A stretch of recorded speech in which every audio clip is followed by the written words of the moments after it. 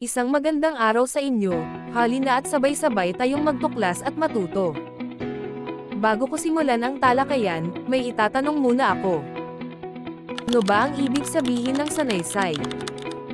Alam mo ba na ang sanaysay ay isang uri ng panitikang tumatalakay ang isang pangyayari upang maibigay o mailahad ang kaukulang paliwanag sa ikaliliwanag ng paksang pinag-uusapan?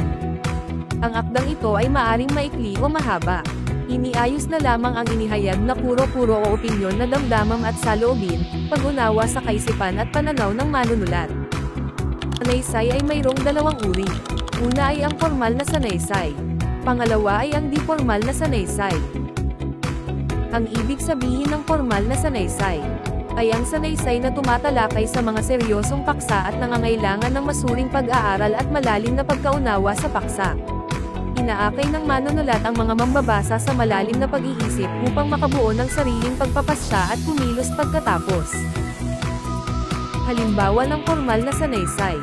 Sa patuloy na paglipas ng panahon, may mga pagbabago na gaganap lalong-lalo na sa larangan ng sining at literature. Ang panitikang kinagisnan natin sa ating mga ninuno ay sagana sa iba't ibang kulturang Pilipino at kaisipang pang-atin bagamat nakalulungkot isipin na sa panahong ito ay unti-unti nang kinalilimutan. Ayon sa mga eksperto, ang panitikan ay ilaw na walang kamatayang tumatanglaw sa kabihasnan ng mga layunin, damdamin, panaginip, pag-asa, hinaing at guni-guni ng bayan.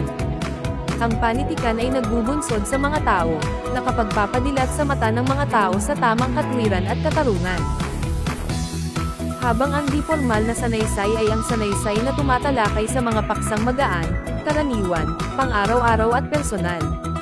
Binigyang diin ng manunulat ang mga bagay-bagay, mga karanasan isyong maaring magpakilala ng personalidad ng manunulat pakikisangkot niya sa mga mambabasa. Halimbawa ng di-formal na sanaysay. Minsan ang tagumpay ay nakalulunod, minsan ay nakapagpapabago ng pananaw sa buhay, ng pag-uugali.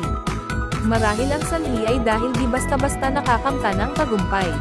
Kung talagang gugustuhin ng tao, madaling maabot ang tagumpay, kailangan lamang ang tiyaga, pagsisikap, determinasyon sa buhay at paniniwala sa sariling kakayahan.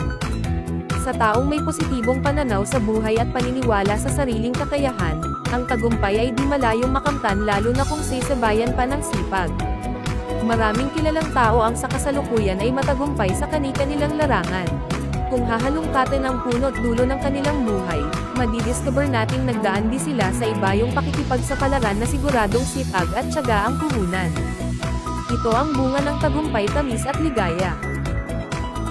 Hanggang dito na lang tayo. Sana ay may natutunan kayo sa araw na ito. Maraming salamat sa pakikinig. Paalam.